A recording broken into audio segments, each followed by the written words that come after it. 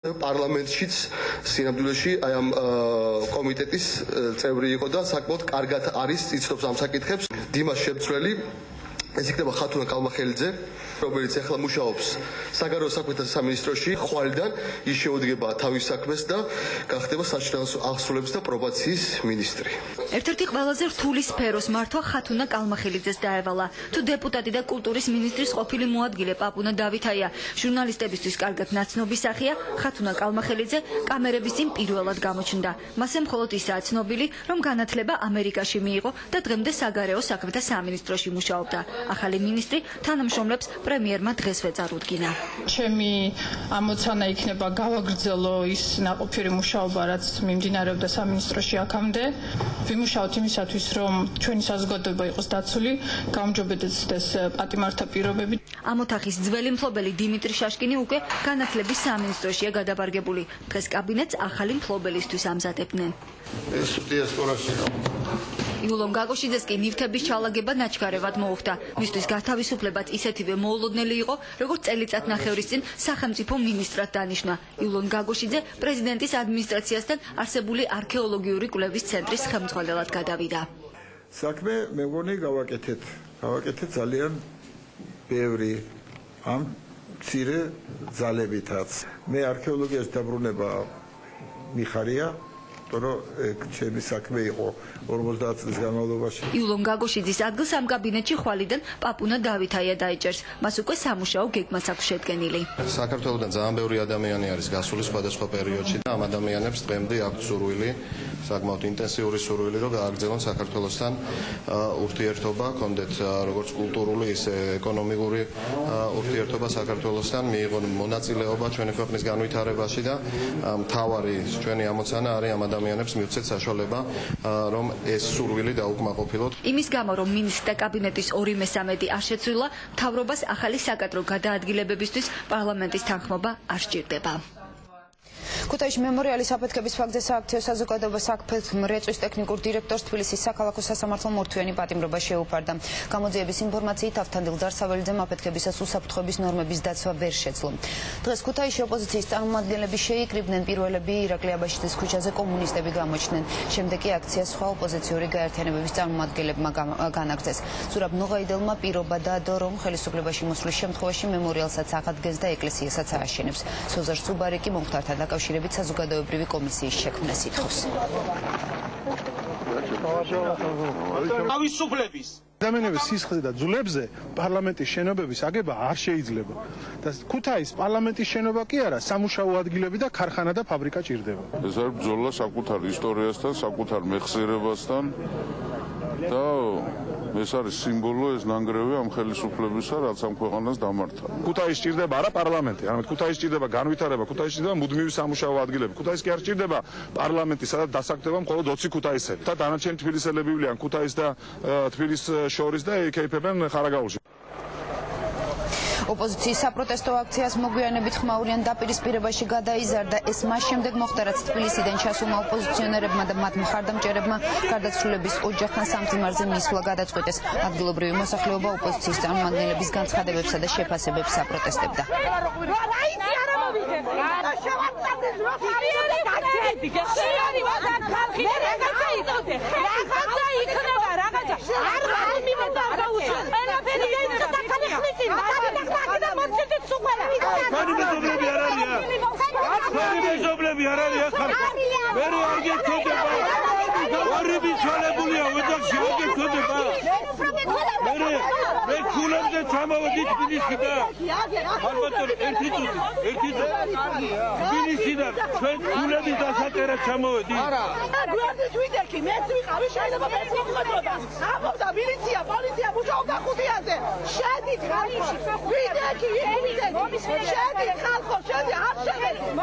მიხედონ იმათმა თბილისს და ამ ქუთაისში არაფერი რო აკეთდება, ერთი რაღაცა გვაჩუქონ და დაგვანება თავი.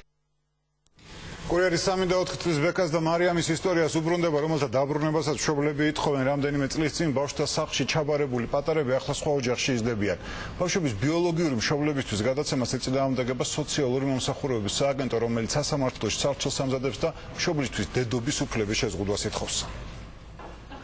სოციალური მომსახურების სააგენტოში სასამართლოში წარსადგენ დოკუმენტზე მუშაობენ სახელმწიფო მართლმსაჯულებას ერთ კონკრეტულ შემთხვევაში დედობის უფლების შეზღუდვას თხოვს. სააგენტოში აცხადებენ, რომ არასრულწლოვანის დაცვას ხანდახან საკუთარი მშობლებისგანაც კი მათ კანონი ავალდებულებთ. რომ გავატანოთ დედას ნიშნავს, რომ ბავშვები ისევ დაიწყებენ ქუჩაში, გავლენ და იმათხოვრებენ და იქნებიან დაუცველები. სოციალური სააგენტოს მიერ მომზადებული სარჩელის შესახებ ჯერ არაფერი იცის ბავშვების დედა. ეკა მდივნიშვილი ყვება, რომ ორი არასრულწლოვანი ჩვილ ბავშვთა სახლში 2 წლის წინ ჩააბარა. ცოტა ხნის წინ კი მინდობით აღზრდელთა ოჯახში ისეთ გადაიყვანეს, წინასწარ არც გააფრთხილეს. მინდა რომ ჩემთან იყვნენ ბავშვები. შევინახავ როგორც ადრე ვინახავდი. სოციალური მომსახურების სააგენტოში არსებული ინფორმაციით მშობლებს არც მუდმივი სამუშაო აქვთ და არც საცხოვრებელი ადგილი. უმეტეს შემთხვევაში თავს ქუჩაში მათხოვრობით ირჩენენ. ბავშვები დედის გვარზე არიან. ოჯახი ამას იმით ხსნის, რომ მამას პირადობის მოწმობა არ აქვს. პირადობა მომეციო. მოთხარი პირადობა არ მაქვს მეთქი. თუ გაინტერესებს მეთქი ჩადი მეთქი ნორიოში და თუ ჩემი გვარდა სახელი გაინტერესებს რაც წამოვადგე შეთონირებინე მეთქი და მე პირადობას არ გავაკეთებ მეთქი. შემიძლია რომ გავაკეთო, მაგრამ მაგათ რომ მითხეს ახლა ხელს არ მოვკიდე პირადობას. 3 წლის ბექა და 4 წლის მარიამი ჩვილ ბავშვთა სახლში 2 წლის წინ მიიყვანეს. დირექტორი იხსენებს, რომ ისინი იმდენად მძიმე მდგომარეობაში იყვნენ, რომ ერთი კვირით კარანტინში გააჩერეს. ბავშვები მშობლებთან ერთად ცხოვრობდნენ ქუჩაში და ზუსტად ეს იყო პრობლემა. არა საჭმელი, არა სისუფთავე, გამოიყურებდნენ საშინლად მოულელად. იქედან გამომდინარე, რომ მშობლების მდგომარეობა არ გაუმჯობესებულა, სოციალური მომსახურების სააგენტოში შიშობენ, რომ ბავშვების დედასთან დაბრუნების შემდეგ მათ იგივე საფრთხე ემუქრებათ. პარლამენტის ჯანდაცვის კომიტეტში განმარტავენ, რომ ასეთ დროსაც კი კანონი ბიოლოგიურ დედას ბავშვის დაბრუნების უფლებას აძლევს, მაგრამ მსგავს სიტუაციაში მოზარდების უფლებების დაცვას სოციალური მომსახურების სააგენტოს სასამართლოს დახმარებით იწყებს. არის კრიტერიუმები, რომელიც გრძალავს, თქვათ, ბავშვის დაბრუნებას ისე ბიოლოგიურ ოჯახში. აი ამ კრიტერიუმებს თუ რომელიმე შეეფარდება თქვენი კონკრეტული შემთხვევა, ასეთ შემთხვევაში მას ჩამოერთვება დედობის უფლება. როდესაც ცუცე გავლენას ახდენს ბავშვზე, როდესაც ის ბოროტად იყენებს თავის უფლებებს, მაშინ ცუდად ექცევა ბავშვს, ხდება ბავშვის ჩათრევა სხვა უარყოფით ქმედებებში, მაშინ ჩვენ ვაყენებთ უკვე საკითხს, რომ მოხდეს სამშობლოსათვის შობლის უფლების ჩამორთმევა. მარიამისა და ბექას გარდა ეკა მდივნიშვილს კიდევ ერთი შვილი ყავს. 8 წლის ქეთევანი უკვე რამდენიმე წელია წყნეთის ბავშვთა სახლშია. მშობელი მოგვიანებით მის დაბრუნებასაც აპირებს. დღეს ასევე კურიერში თქვენ ნახავთ 1 თებერვალიდან თბილისში სპეციალური სასწავლო ცენტრები დაიწყებენ მუშაობას, სადაც ნებისმიერ სრულად ინგლისური ენის, კომპიუტერის და უნარჩვევების უფასოდ შესწავლა შეიძლება. დედაქალაქში ასეთი 37 ცენტრი იქნება. რამდენიმე წუთში მერიის ახალი პროექტი, რა ხანგრძლივობის იქნება სასწავლო კურსები და რა პრივილეგიები ექნებათ წარჩინებულ კურსდამთავრებულებს. რიგით 27 სათხილამურო სეზონი გუდაურში გახსნილია. თოვლი ჯერ შესაფერისი არ არის, თუმცა სრიალის მოყვარულებმა სათხილამურო ტრასები უკვე აითვისეს. სიახლე სნოუ პარკი, ექსტრემალებისთვის განახლებული ტრასები და დასვენების პირველი დღე. რა ელოდება წელს დამსვენებლებს გუდაურში? რიხტერის პირველი როიალი და ევროპის ერთ-ერთი საუკეთესო პიანისტი ლიზა ლეონსკაია ქართველი მსვენელისთვის საახალწლო ფესტივალზე დაუკრავს. თბილისის კონსერვატორიის გარდა ლეონსკაიას ბათუმი და ქუთაისის თუმას მისძლებს. ცნობილი მუსიკოსის ქართული მოგონებები და პირველი სოლო კონცერტი, რომელიც პიანისტმა ქუთაისში 13 წლის ასაკში გამართა. შედგება თუ არა თურქეთში სერგეი ბაღაფშის ვიზიტი, სეპარატისტთა ლიდერი ანკარაში გეგმავს ჩასვლას. თურქეთის ელჩის თუ რა დგას ამ ტიპის ინფორმაციის უკან. დავაკვირდებით, როგორ ჩავა, საჩა, ვისთან ჩავა, ვისი მოწვევით ჩავა.